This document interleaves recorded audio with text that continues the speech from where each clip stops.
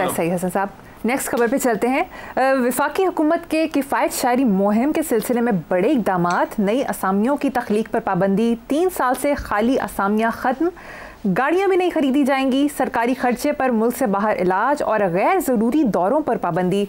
आप वफाकी हुकूमत के इन ऐसे इक़दामात को कैसे देखते हैं? मैं कोई आसन उसन नहीं है, ये फजूल बातें हैं। लड़ाई के बाद याद आने वाले सारे मुक्के और थप्पड़ अपने मुंहों पे मारो। इसकी नौबत आनी ही नहीं चाहिए थी इस्लामी जमहूरिया पाकिस्तान में। शर्मनाक है। देखो बात सुनो, शाहाना जिंदगी गुजारते थे कायद, अपनी करोड़ों अरबों की प्रॉपर्टीज बांट गए, तालीमी इदारों को दे गए। ये थोड़ा बहुत, हालांकि बेटी से वो वाज नॉट वेरी हैप्पी, उनको भी दिया। अपने साबिक का जो उनके साबिक तालीमी इदारे थे उनको भी दिया। तुम्हें पता है वो क्या था? वो आदमी, वो कौन था? तो खुदा का खौफ करो। इस मुल्क का बानी ट्रैफिक सिग्नल पे रुकता था। इनसे नफरत क्यों है मुझे? कहाँ मोहम्मद अली जिन्नाह, जिसके दुश्मन भी कहते थे ही इज इनकरप्टेबल एंड अनपरचेजेबल, ना आप उसे करप्ट कर सकते हो ना उसे खरीद सकते हो। ये बिकाऊ। अच्छा, हर ट्रैफिक सिग्नल पर रुकना प्रोटोकॉल ना होने के बराबर गवर्नर जनरल हाउस की बत्तियां खुद बुझाया करते थे। कोई मेहमान उठे तो टक टक टक, टके टोकरी बिजली थी उस वक्त। अच्छा, और बात सुनाए, एम्बुलेंस जब खराब हुई, ज़ियारत से जब आप आए तो बिस्तरे मर्ग पे ही थे ना। कोई स्टैंड बाई, कोई ताम झाम, कोई फलाना, गाड़ी खराब है, सगी बहन, वीरान सड़क पे, पखियां झल रही है, डूब मरो। Unity, faith, discipline. हमने तो अपने पैगंबरों की, अपने बुजुर्गों की, अपने आबा की, अपने असलाफ की नहीं सुनी। कायदे आज़म का यूनिटी, फेथ डिसिप्लिन क्या है? यूनिटी है इस मुल्क में किसी भी लेवल पे? अभी आर्मी चीफ के हवाले से आपने ये बात की है फेथ किसी का किसी पे है? डिसिप्लिन खुदा की पनाह। पहली बार जो पाकिस्तान में आएगा, एयरपोर्ट से निकलते 10 मिनट में समझ जाएगा। सड़कें बताती हैं, सड़कें बोलती हैं। मैं उसका एक ट्रेवलॉग का हवाला दिया करता हूँ, विथ माय फ्रेंड, पढ़ के देखो। वो कहता है एयरपोर्ट से डेस्टिनेशन तक जाते कौम बिल्कुल नंगियों के सामने आ जाती है। यहाँ अच्छा, ये सब कुछ होना ही नहीं चाहिए था, पहली बात। और अगर शुरू हो गया था तो शुरू में इसको ख़त्म किया जाना चाहिए था। लेकिन हमारा सूफी शायर तो सच्चा है, नीचा दी अशनाई कोलों फैज किसे ना पाया, किक करते अंगूर चढ़ाया, हर गुच्छा जख्माया। और याद रखना, नीच कोई जात नहीं है, नीच रवैया होता है। यानी ये कितना घटिया रवैया है। हमारे यहाँ आम है, ओए बंदा को बंदा देख लिया करो, ओए तू जानता नहीं मैं कौन है? अच्छा, सो ये मैं ये एमी, मुझे तो यकीन ही नहीं आ रहा, और आएगा भी तो इट्स टू लेट। तुम एक मिनी सुपर पावर होते हैं, फिर तुम्हारा अगर को थोड़ा सा कोई इस तरह थोड़ी होता है यार। मतलब घर का मकान का आपने किराया नहीं दिया, मालिक मकान रोज जलील कर रहा है आपको। बच्चों के नाम स्कूल से खारिज हो चुके हैं कि फीस नहीं, उनकी स्कूल फी नहीं दी गई, ठीक है। अब हम जुआ खेल रहे हैं, ये क्या बात है?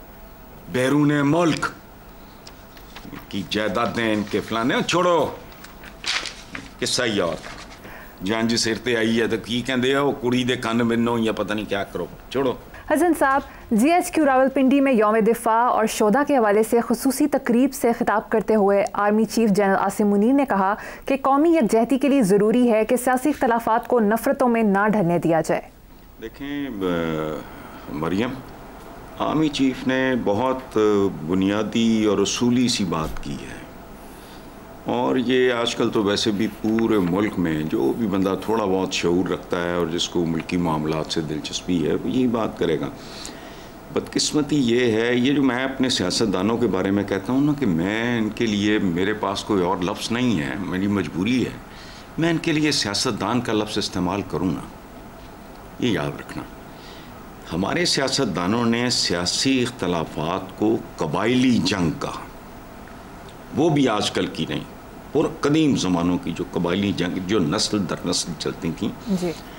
और इसका बदकिस्मती से आगाज़ किया ये नवाज शरीफ एंड कंपनी ने बेनज़ीर भुट्टो के बारे में, बिकॉज दे वर स्कैर्ड, इनका आगा पीछा कोई नहीं था, हर कीमत पे ये तो बिल्कुल एक ज़ाती जंग में तब्दील कर दिया।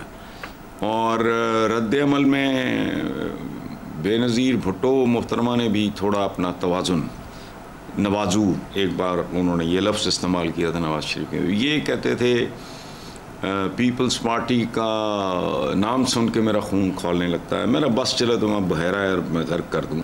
वजह उसकी क्या है? देखो बात सुनो, दो होते तो ये स्टेट के या आवाम के नुमाइंदे कहलाते हैं ना, फ़र्क क्या है? घर के मुलाजिम अगर वो मुकाबला इस सूरत में करें कि हमने घर की देखभाल और उसका ख्याल रखने में एक दूसरे का मुकाबला करना है, नौबत ना आए। कहानी कुछ और है, बैक ऑफ द माइंड इनके कुछ और होता है। ये सारे जो ज़ाती तंतने, लखलखे, दबदबे और ये और वो और फिर कमीशन और किकबैक, ये छोड़ो, यहाँ कहानियाँ हैं। मुल्क यहाँ तक पहुँचा भी है, इस मुल्क को अगर कुछ भी ना किया जाता, बहुत अच्छे तरीके से रन भी ना किया जाता, तो ये मुल्क वायबल होता। इसको उसके पर्चे उतारे गए हैं। अच्छा, लेकिन बहरहाल वो पुराना रोना है, उसको छोड़ो। मेरा एक ज़ाती ख्याल है, ख्याल भी है और सवाल भी है।